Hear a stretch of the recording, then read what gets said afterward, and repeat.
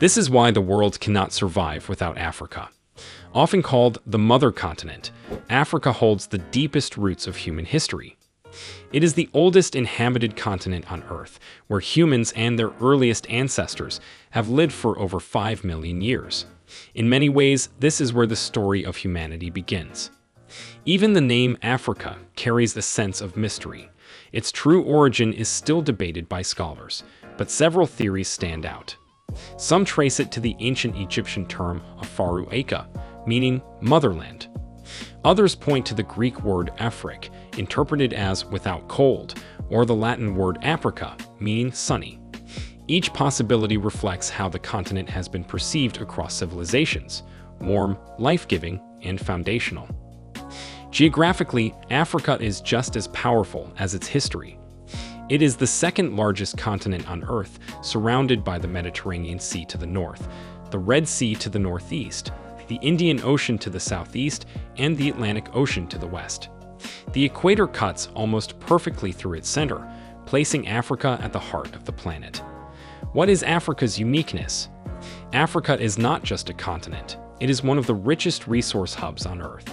From vast arable land and freshwater reserves to oil, natural gas, minerals, dense forests, and unmatched wildlife, Africa holds an extraordinary share of the world's natural wealth, both renewable and non-renewable.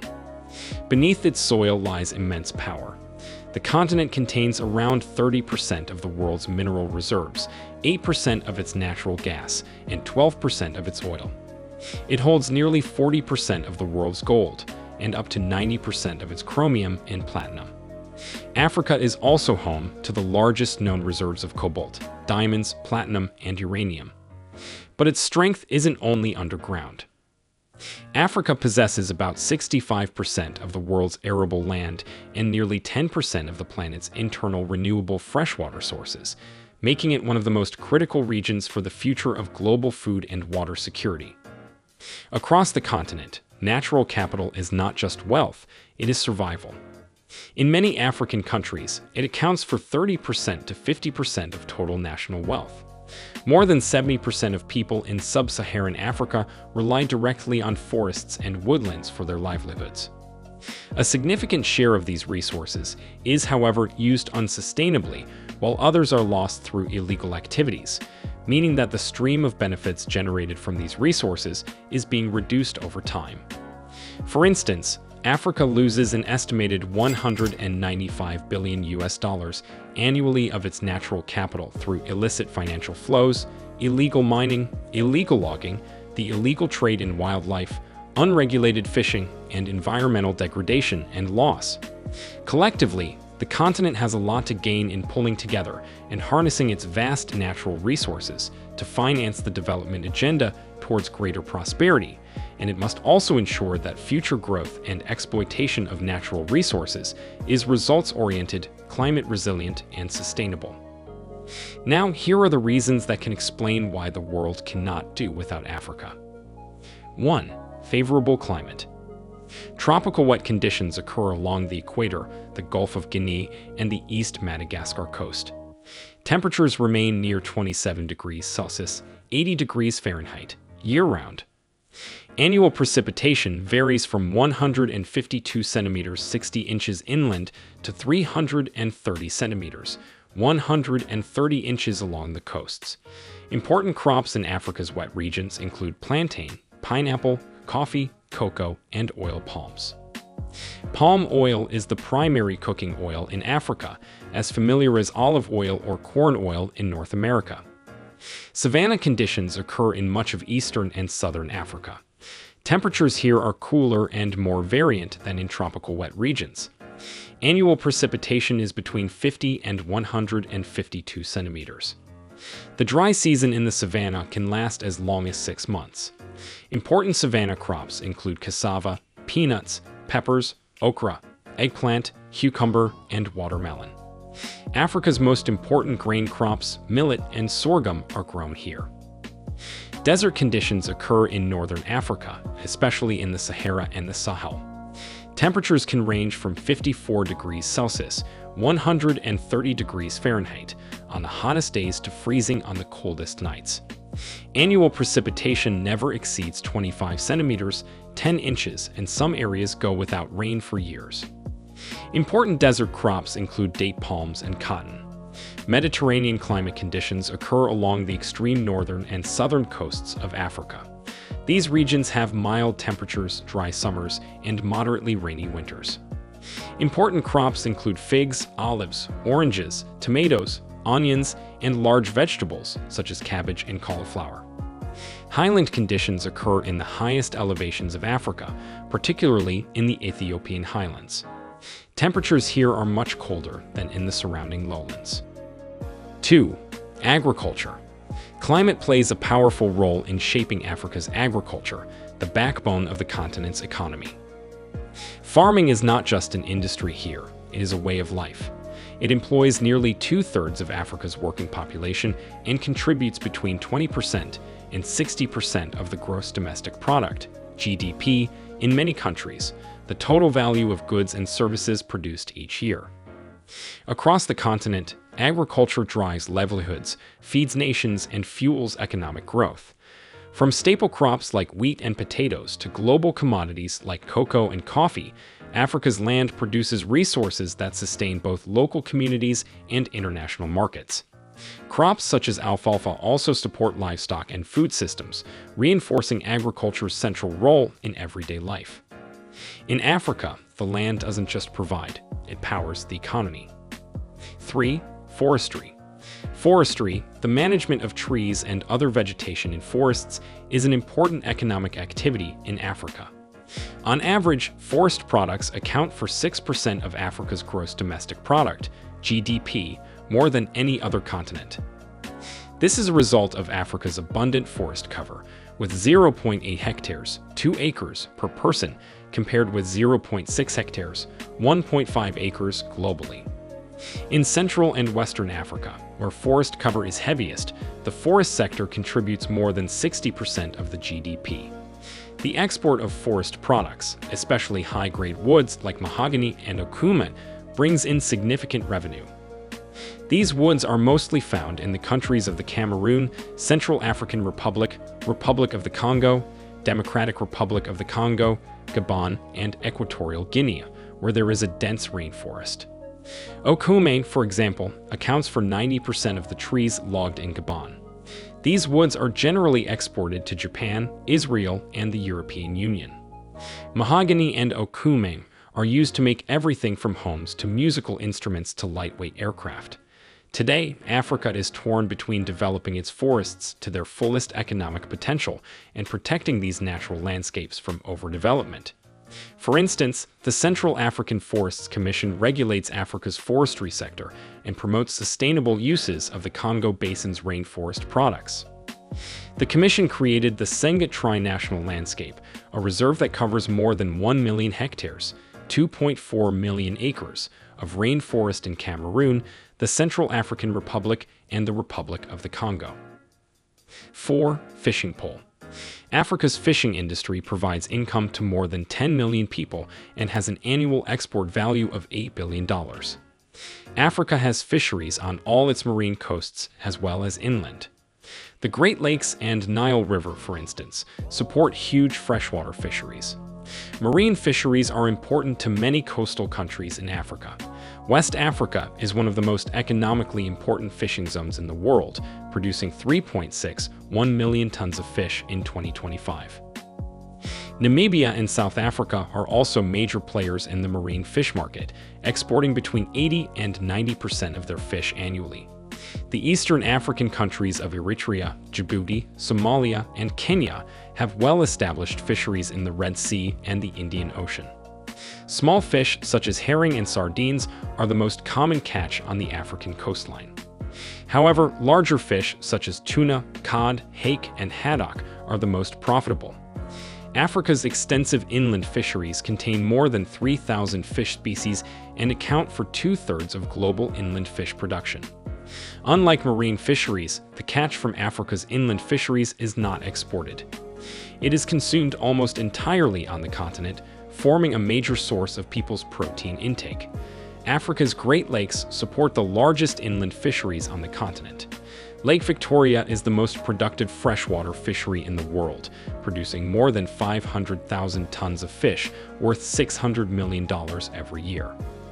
The Nile perch, a highly prized catch that can weigh more than 45 kilograms, 100 pounds, and the Nile tilapia are Lake Victoria's dominant commercial fish species. 5. Rich in gold. Africa is a major producer of important metals and minerals. Metals exported by African countries include uranium, used to produce nuclear energy, platinum, used in jewelry and industrial applications, nickel, used in stainless steel, magnets, coins, and rechargeable batteries, bauxite, a main aluminum ore, and cobalt, used in color pigments. In 2008, Africa produced about 483 tons of gold, or 22% of the world's total production. South Africa accounts for almost half of Africa's gold production. Ghana, Guinea, Mali, and Tanzania are other major producers of gold. 6. Richness in diamond. Africa dominates the global diamond market. In 2025, the continent produced 65% of the world's diamonds. Botswana, Angola, South Africa, the Democratic Republic of the Congo, and Namibia are Africa's largest producers of diamonds. Unfortunately, several African conflicts and civil wars have been caused and funded by the diamond industry. Diamonds that come from these regions are known as conflict diamonds or blood diamonds. In 2002, the United Nations created the Kimberley Process Certification Scheme, KPCS, in order to certify diamonds from sources that are free of conflict. The KPCS also aims to prevent diamond sales from financing wars. Countries that do not meet KPCS requirements are not allowed to trade with much of the rest of the world. The Republic of the Congo, the Democratic Republic of the Congo, and Côte d'Ivoire have all been expelled at some point in the last decade. Africa is home to select deposits of oil and natural gas, which are drilled for energy and fuel. In 2025, the continent produced 12.5% of the world's total oil production and 6.45% of the world's total natural gas production. Nigeria, Libya, Algeria, Egypt, and Angola dominate Africa's oil industry. Oil exploration has significantly increased on the continent, and many countries are looking to become first-time producers. 7. The built environment. Africa's natural resource economy contributes greatly to the continent's built environment, or human-made buildings and structures. The largest engineering projects and urban areas are directly linked to the production and trade of resources, such as water, oil, and minerals. Yet much like the resource economies described above, Africa's infrastructure suffers from poor management and inefficient government regulation. Africa is home to a number of engineering marvels. The Aswan Dam, a complex of 2 dams in Aswan, Egypt, captures the world's longest river, the Nile, in the world's 3rd largest reservoir, Lake Nasser. The Aswan High Dam, the newer and larger of the 2 dams, produces more than 10 billion kilowatt-hours of electricity every year, enough power for about 15% of the country. The Aswan Dam complex regulates the flooding of the Nile and stores water for agriculture. While farmland has increased by 500%, as a result of the dam, land fertility has decreased. Nutrient-rich silt is unable to spread over the Nile Valley because it is trapped in Lake Nasser. The Driefontein gold mine outside of Johannesburg, South Africa, is one of the largest gold mines in the world. The mine is made up of 8 shafts that reach depths of up to 3,352 meters or 11,000 feet underground. 8. Business centers. Lagos is Africa's 2nd most populous city, with a population of over 17 million people. Lagos is growing 10 times faster than New York City or Los Angeles, California, in the United States. The United Nations estimates that Lagos will be one of the largest megacities in the world by 2030. Lagos is the commercial and industrial hub of Nigeria, which has a gross domestic product that is triple that of any other West African country. Located on the oil-rich Gulf of Guinea and adjacent to the Niger Delta, Lagos is a center of oil extraction, refining, and export. The city is tied to the rise and fall of oil prices, creating cycles of extreme wealth and poverty. Lagos' unregulated growth has created a sprawling and chaotic urban landscape. Poor immigrants from rural Nigeria have flooded the city looking for economic opportunities. Residential zones are overcrowded, averaging 6 people per room. Slum communities are growing rapidly, taking over unsuitable areas such as nearby lagoons and lakes. Lagos suffers from water shortages, poor sanitation services, and heavy traffic. Government bodies and urban developers are finding it difficult to keep up with Lagos' rapid growth. 9. Already established mines. Johannesburg is the largest city in South Africa, with a metropolitan population of over 7 million. Johannesburg is also the world's largest city not situated on a river, lake, or coastline. The city developed around the gold and diamond industry, situated on a mineral-rich mountain range. While mining operations are gradually losing importance in Johannesburg, most mining companies still have their headquarters there. The wealth and trade of these companies and other manufacturing industries are supported by Africa's largest stock exchange, the JSE, Johannesburg Stock Exchange. As such, Johannesburg has become the financial hub for the African continent. 10. A world of minerals in your mobile phone. Most of the electronics we use today are based on several minerals, from aluminum to zinc. In 2025, some 1.26 billion smartphones were sold around the world. As of 2025, nearly 75% of people own a smartphone.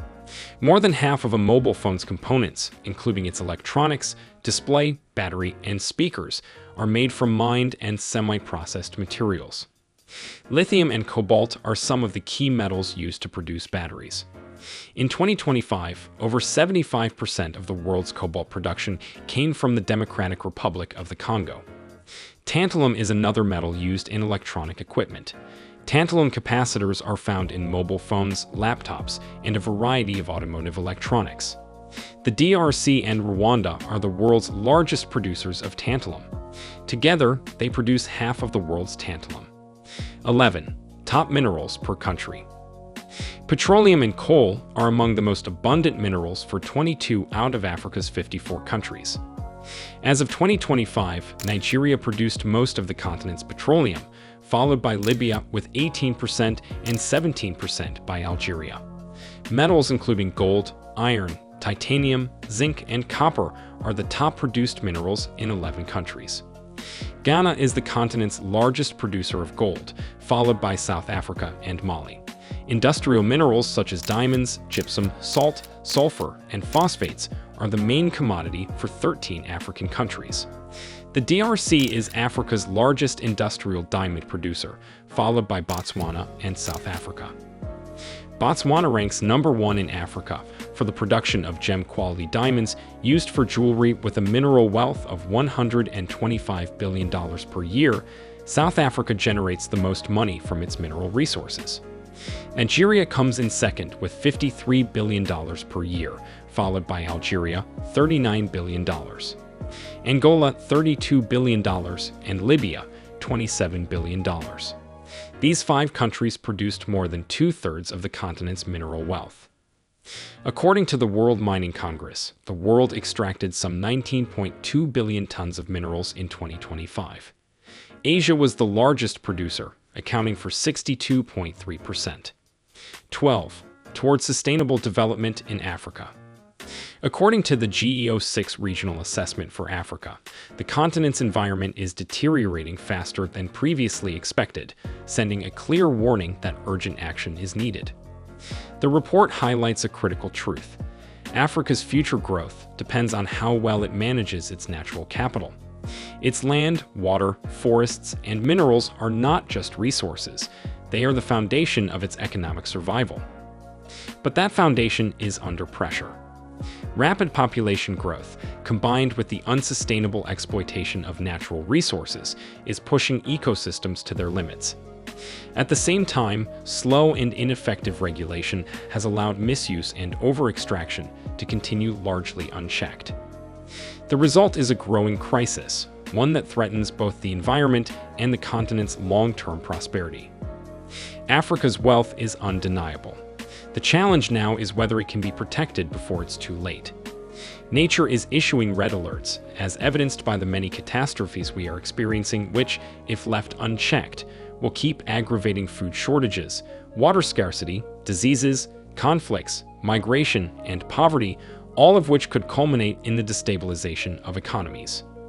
The UNEP Africa Office supports African governments to translate decisions and statements made on natural resources into practical actions and innovative solutions at regional, national, and local levels for the benefit of their populations. This will lead to wealth and job creation, revenue generation, food security, social equity, and healthy environment. For Africa to truly unlock the economic and social benefits of its vast natural wealth, urgent action is needed. Stronger management, smarter policies, and a balance between economic growth and environmental protection will determine the continent's future. The opportunity is massive, but so is the responsibility. That's it for today, and thanks for watching. To stay informed, don't forget to like, share, and subscribe for more educational videos. Don't forget to share your thoughts in the comments below.